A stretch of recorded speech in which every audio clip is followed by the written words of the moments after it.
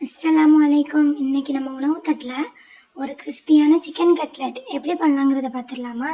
இதுக்காக நான் 1 kilo breast piece சிக்கனை குக்கரில் ஆட் பண்ணி 1 டேபிள் ஸ்பூன் பெப்பர் பவுடர், அப்புறம் 1 டீஸ்பூன் சால்ட்டு சேர்த்து இந்த கறி மூழ்கிற அளவுக்கு தண்ணி விட்டு 2 விசில் விட்டு எடுத்துக்கிறேன்.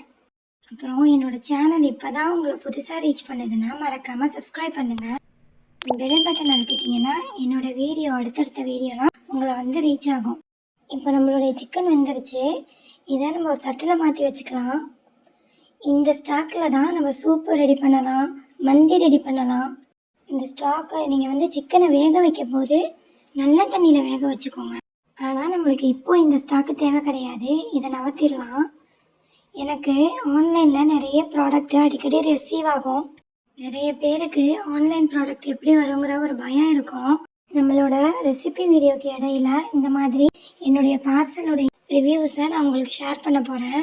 இதனால் ஆன்லைன் ப்ராடக்ட் பற்றின ஒரு பயம் ஒரு தெளிவுக்கு வரும். இந்த மாதிரி நம்ம ரிவ்யூஸ் போடுறதுனால கண்டிப்பாக இது உங்களுக்கு யூஸ்ஃபுல்லாக இருக்கும். இந்த மேலே உள்ள அந்த கேப்பை ரிமூவ் பண்ணிவிட்டு அந்த ஸ்ப்ரேயரோட ஒரு ஸ்ட்ரா அட்டாச் பண்ணி கொடுத்துருப்பாங்க. இந்த மாதிரி கொடுத்து நம்ம யூஸ் பண்ணிக்கலாம்.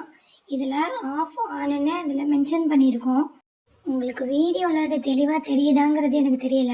இதை நம்ம டேர்ன் பண்ணிக்கிட்டோம்னா அது ஆஃப் ஆகிடும். மறுபடியும் ரொட்டேட் பண்ணி விட்டோம்னா அது ஆன் ஆகிடும். யூஸ் பண்ணுற நேரத்தில் ஆன் பண்ணிக்கலாம். என்னுடைய அடுப்பில் எவ்வளோ ஆயில் கிரீஸ் இருக்குன்னு பாருங்கள். கிச்சனில் ஆயில் கிரீஸ் ஆன ஏரியாவில் இந்த மாதிரி நம்ம அந்த ஸ்ப்ரேயரால் ஸ்ப்ரே பண்ணிக்கணும். ஸ்டவ்வுக்கு பின்னாடிலாம் அடிக்கடி கிரீஸ் ஆகும். அதை இந்த மாதிரி சொல்யூஷன் வச்சு ஈஸியாக க்ளீன் பண்ணிடலாம். இந்த கிச்சன் கிளீனரை ஒரு 2 நிமிஷம் ஸ்ப்ரே பண்ணி வச்சு ஒரு ஸ்பாஞ்ச் இல்லாட்டி ஒரு கிளாத்தால் வைப் பண்ணி விட்டால் பளிச்சுன்னு க்ளீன் ஆகிடும். சொட்டு கூட ஒரு ஆயில் கிரீஸே இல்லை பாருங்கள். ஆன்லைனில் இது 100 ரூபாய்க்கு கம்மியாக தான் கிடைக்கிது. ட்ரை பண்ணி பாருங்கள். இப்போ நம்ம ரெசிபிக்குள்ளே போகலாம்.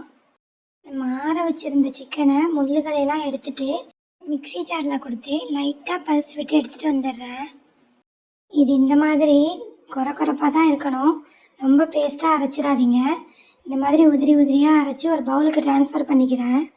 ரொம்பவுமே ஒரு சூப்பரான ஹெல்த்தியான பண்டம் தான் இது. லீவில் இருக்கிற பசங்களுக்கு கண்டிப்பாக செஞ்சு கொடுங்க. 1 கிலோ சிக்கனுக்கு நான் 1/2 கிலோ உருளைக்கிழங்க வேக வச்சு எடுத்திருந்தேன். இதை ஒரு கிரீட்டர் வச்சு இந்த மாதிரி சீவி விட்டுக்கலாம். இந்த மாதிரி உதிரியாக சீவி விட்டதுக்கப்புறம் ஒரு பெரிய சைஸ் ஆனியனை ஃபைனாக சாப் பண்ணி உள்ளே சேர்த்துக்கிறேன். குடமிளகாவும் 2 சில்லியும் நல்லா ஃபைனாக சாப் பண்ணி உள்ளே சேர்த்துட்டா சரியான ஃப்ளேவராக இருக்கும். உங்கள் காரத்துக்கு தக்கன சில்லி ஃப்ளேக்ஸ் சேர்த்துங்க. 2 டேபிள் ஸ்பூன் பெப்பர், தேவையான அளவு உப்பு சேர்த்துக்கோங்க. ஏன்னா நம்ம சிக்கன் வேக வைக்க போகும்போதே உப்பு சேர்த்துருந்தோம். ஸோ அட்ஜஸ்ட் பண்ணி சேர்த்துக்கோங்க. 1 டேபிள் ஸ்பூன் கார்லிக் பேஸ்ட்டு, அப்புறம் நம்ம இந்த மொசரல்லா சீஸை உள்ளே க்ரியேட் பண்ணி விட்டுக்கலாம். உங்கள்கிட்ட துருவன சீஸ் இருந்தாலும் ஆட் பண்ணிக்கோங்க. கட்லெட்டுக்கு இந்த சீஸ் ஒரு சரியான ஃப்ளேவராக இருக்கும். இப்போது இந்த ஸ்மாஷ்டு பொட்டேட்டோ, அப்புறம் சிக்கன், அப்புறம் நம்ம போட்டிருந்த மசாலா கலவை எல்லாத்தையும் ஒன்று சேர நல்லா கலந்து விட்டு நமக்கு தேவையான ஷேப்பில் தட்டி எடுத்துக்கலாம். நான் இன்றைக்கி இந்த மாதிரி ஓவல் ஷேப்பில் தட்டி எல்லாத்தையும் ரெடி பண்ணி வச்சுக்கிறேன்.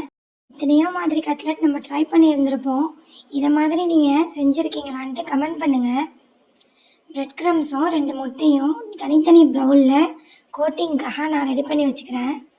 உங்களுக்கு முட்டை பிடிக்காதுன்னா நீங்கள் 2 டேபிள் ஸ்பூன் கார்ன்ஃப்ளவரை தண்ணியில் கரைச்சி அதை கூட கோட்டிங்க்கு யூஸ் பண்ணிக்கலாம். இந்த மாதிரி முட்டையிலையும் ப்ரெட் க்ரம்ஸ்லையும் எல்லாத்தையுமே நான் கோட் பண்ணி எடுத்துகிட்டு வந்துட்டேன். இப்போது இந்த கட்லெட் மூழ்கி பொரியிற அளவுக்கு ஒரு கடாயில் எண்ணெயை சேர்த்து மீடியம் ஃப்ளேமில் பொரித்து எடுத்துக்கிறேன். எல்லா பக்கமுமே பொன்னிறமாக பொரியிற அளவுக்கு அழகாக பிரட்டி விட்டு பொரித்து எடுத்துக்கோங்க பதமாக. நம்மளுடைய சூப்பரான சிக்கன் சீஸ் கட்லெட் ரெடி ஆகிடுச்சு. பசங்களாக இருக்கட்டும், உங்கள் வீட்டுக்கு வர கெஸ்ட்டாக இருக்கட்டும், ரொம்பவுமே விரும்பி சாப்பிடுவாங்க. கண்டிப்பாக ட்ரை பண்ணி பாருங்கள். நம்ம இதை கட்லெட்டை ஒரு 2 நாள் வரையும் ஃப்ரீசரில் பொரிக்க முன்னாடி ஸ்டோர் பண்ணி வச்சு தேவைப்படும் போது கூட எடுத்து பொரித்து யூஸ் பண்ணலாம். டேஸ்ட் வைஸாக எந்த வித்தியாசமே தெரியாது. 2 நாள் வரையும் நீங்கள் ஃப்ரிட்ஜில் வச்சு தாராளமாக ஸ்டோர் பண்ணி ஃப்ரை பண்ணி சாப்பிட்லாம். எப்படி இருக்குது நம்ம கட்லெட்டுங்கிறத பாருங்கள். வெளியே கிறிஸ்பியாகவும் உள்ளக்க சாஃப்டாகவும் இருக்கும். இந்த வீடியோ உங்களுக்கு யூஸ்ஃபுல்லாக இருந்திருக்கும்னு நம்புகிறேன்.